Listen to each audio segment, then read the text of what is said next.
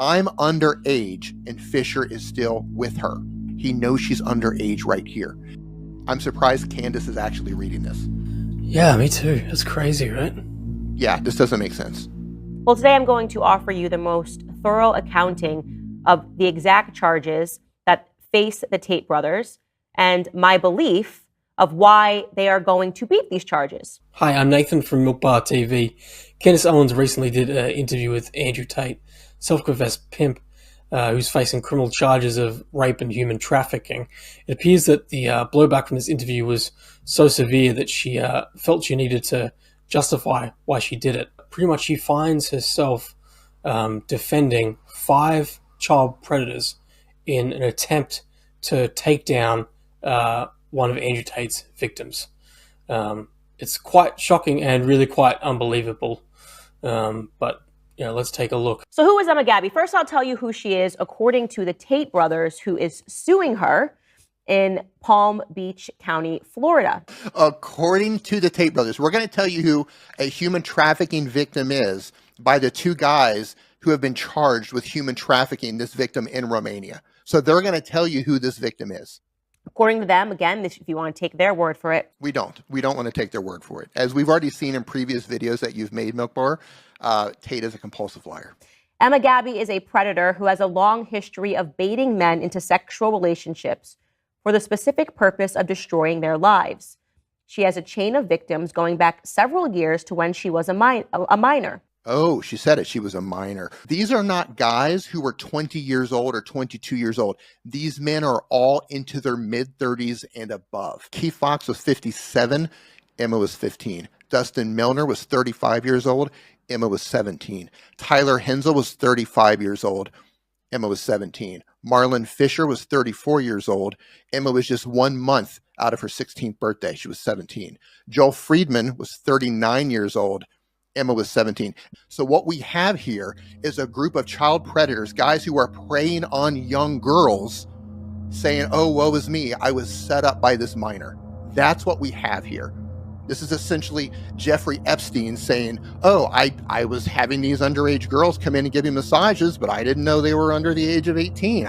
Silly me. These are guys who were looking for young women. And Emma, she looks very young, as you can see. How can a grown man in his mid-30s or older look at this girl and say, oh yeah, clearly she's overage?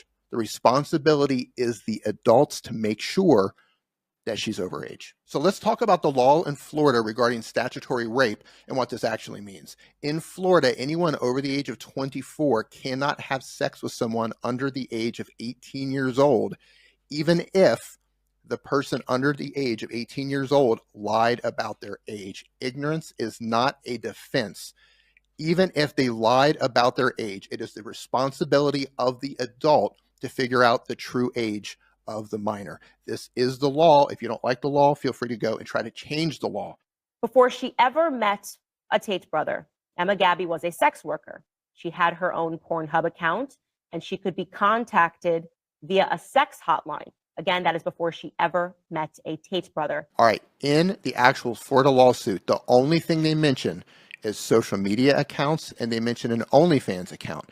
Now, Emma's OnlyFans account, she did topless pictures on there, and she eventually shut that down because she was not interested in OnlyFans. And what she's showing on the screen right now, 666 Fury, that is an image, a mock-up image that was taken directly from her Instagram account. There is no 666 Fury. That is just an image that she put together with the costume that she had. That doesn't exist. She was not a sex worker in this sense. So this is starting out really bad. She's gaslighting people into thinking that Emma was this sex worker, when in fact the worst that she actually did was do topless pictures on OnlyFans. The first case involves a man who I am not going to name, and the only reason I'm not going to name him is because at the time of the allegations against him, Emma was, in fact, a minor, and that, of course, is relevant. So we just want to be ethical here. Pause. So she wants to be ethical here, and she's protecting the man who has been convicted of a sex crime against 2 different minors because there was a minor involved. However, she has no problem saying what the minor's name is. So she has no problem saying Emma's name, but she's not mentioning the actual name of Keith Fox. Throughout this episode, by the way, you're going to hear some beeps when I'm discussing this case. If I accidentally say his name, we intend to just beep it out. Keith Fox was a 57-year-old man who was convicted and sentenced to 24 years in prison for sexually abusing two girls under the age of 18. Emma was a 15-year-old girl. He was a 57-year-old married man who was sexually abusing her. A private investigator captured images of Keith Fox sexually abusing Emma through a window. So he was caught red-handed. And if you look this case up, you're going to know that there's absolutely no possible scenario in where she falsely accused this man of anything. And not expose his name so that people can look up the case because, as I said, she was underage at the time. And they don't want you to know his name because if you look this case up, you're going to see that she clearly did not frame him. There were two girls that were involved in that case, just to be clear, and one of the girls admitted flat out to having an outright sexual relationship with him, including sexual intercourse. Now let's talk about Marlon Fisher. Who is he? So let's talk about Marlon Fisher. He was a 34-year-old man, and he met Emma 1 month after her 16th birthday. And all of the chats that you're going to see here, these chats allegedly come from Marlon illegally accessing her phone and taking all of these chats off of her phone. So this is a child predator, 34 years old, dealing with a woman who is 17 years old, and ignorance is not a defense, remember. She can lie about her age, but in Florida, the responsibility falls on him. And he has a history here. And though the actual case was dismissed, there was another person who took him to court and filed a petition for stalking. So this isn't the first time he's had issues. So this is a text message that Marlon Fisher is alleging that Emma Gabby sent to people regarding him. Now, to be clear, before I read this text message, I am about to read you a lot of text messages that apparently came from Emma Gabby and other people throughout this episode. As a general disclaimer, these text messages are a part of cases that are pending and have been submitted to the courts. They have signed affidavits swearing that these are true. I independently, of course, have no means to individually authenticate these messages and to say to you that these are definitely real and I'm holding the phone. So you're going to have to trust the people that are submitting them. Pause. We have to trust child predators. That's what she's saying right here. We have to trust that a man who is 34 years old having sexual intercourse with a girl who's 17 years old, which is statutory rape. We have to trust this man has given an honest affidavit. So going back to this text message, the first one reads from Emma Gabby, again, out to all of her friends. I need to open up and tell you all something because I owe it to you, the people I care about.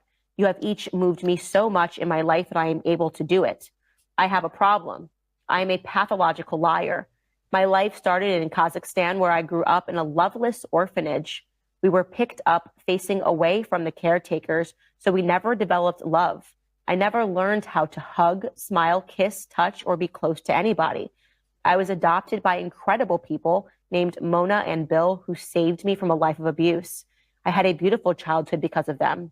When I was 11 or 12, I began to dissociate and resent them. I felt unwanted and like I had no family, so I began to rebel, doing drugs and meeting lots of different people. This is exactly the type of troubled and vulnerable woman that human traffickers will look for. Would a butt plug go off through a metal detector? And to give context to that message, the context that was provided by Marlon Fisher, she was asking Marlon Fisher if wearing her butt plug would set off the courthouse metal detector when she needed to go through in order to meet with the district attorney who was prosecuting the person that I just told you about, which is why it's relevant. Yeah, I don't even understand the point of this. What she's doing is she's shaming a child. She's shaming a troubled child for having these, sexual kinks. And that has nothing to do with the fact that she was allegedly trafficked to Romania. None of this has anything to do with that other than they're just trying to shame her. Again, this is being told by Marlon Fisher, so I can only say allegedly. These are her actual text messages. Allegedly. Now, Marlon Fisher began to suspect that she was lying about her age. Now, remember, is serving a prison sentence. His life has pretty much been destroyed here. But the pattern of behavior, again, this is coming from Marlon Fisher, that was used on him represents the same pattern of behavior that she used against her other victims. Okay, so pause it right here because Jail John, who is Keith Fox, He was caught on film and he was convicted. There is no scenario here where she misled him.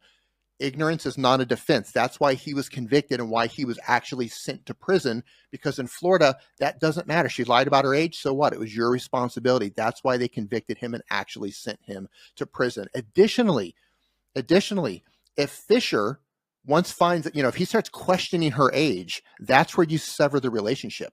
You don't continue a relationship with someone when you start to suspect that they might be a minor. You're gone. You bounce. The fact that he's hanging around is suspect. That was induced into an illicit sexual relationship with a minor under false pretenses. According to Marlon Fisher, performed deviant sexual acts in the bedroom, such as urinating on her during intercourse. Yeah, he's the victim. He's the victim here. The 57-year-old married man who is urinating on a 15-year-old child is the victim, just for context. Well, it ends with Emma Gabby filing documents against Marlon Fisher. On September 16, 2019, she walked into Palm Beach County Courthouse and filed a temporary injunction for protection against domestic abuse against Marlon Fisher under what he claims are false pretenses. So what we have here is the second situation where Emma has accused someone formally. The first one was Keith Fox, and I believe it was her mother that started that in motion, but he was convicted. He was convicted. He did it to another girl. He was caught on film. He was convicted. There's no question that was not false. Now we have the second person here who she did go to the police and file some sort of an accusation. Notice it was not kidnapping and it was not human trafficking, as the Tates love to claim. So we have one that was actually convicted, so that's not false. And we have a second one which has nothing to do with human trafficking or kidnapping. She filed a restraining order under oath in Florida State Court where she accused Marlon Fisher of severely abusing her. Marlon Fisher, distraught, did not know what to do. Now, just as a reminder, they've engaged in BDSM, according to him. Right. This is all according to Tate's and according to the man who was raping her, essentially. She wants to engage in BDSM, and so now she is claiming that she has been abused. So you can imagine this obviously presents some suffering. Pause. You've been having sex with a minor, and now you found out that you're having sex with a minor. You continue to have communication with the minor, and now the minor actually goes to the police and makes some accusations against you. Oh yeah, of course you're going to suffer. You know, that's statutory rape. I'm surprised Chris Henson didn't walk in and tell him to have a seat. Why don't you have a seat right over there? The next case, and I want to be clear here, I have seen people online circulating saying that this woman, that Emma Gabby, caused a man to commit suicide. I want to say that that is something that is an allegation that I would not stand by. So Candace says she wouldn't stand by this, but then she continues to go into it. She obviously wants to plant that seed to make you think, well, maybe she was involved. So Dustin Milner was a 35-year-old depressed man who was having sex with a 17-year-old girl, which was Emma. He also has a criminal history. He got a felony for unauthorized possession of an identification card. So it looks like at one time he also had a fake ID.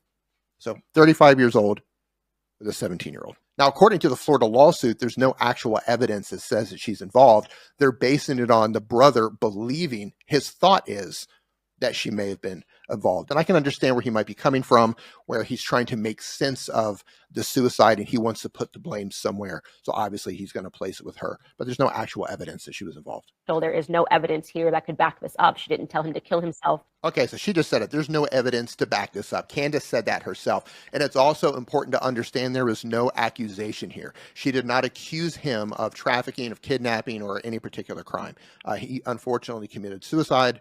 And there's no evidence to actually back that up. And so I just want to make it clear that in digging into this, I didn't feel comfortable suggesting that she made him commit suicide. But you talked about it anyway. Moving on to a young man named Tyler Hensel. Okay, so Tyler Hensel, the young man who was 35 years old, and you can see that at the bottom of the screen there. She highlights something in yellow, but if you go down and look, you can see that Tyler was 35 years old and Emma was 17 years old. Now, Tyler alleges that he thought she was 26 years old, but again, ignorance is not a defense. The responsibility falls on him, 35-year-old with a 17-year-old.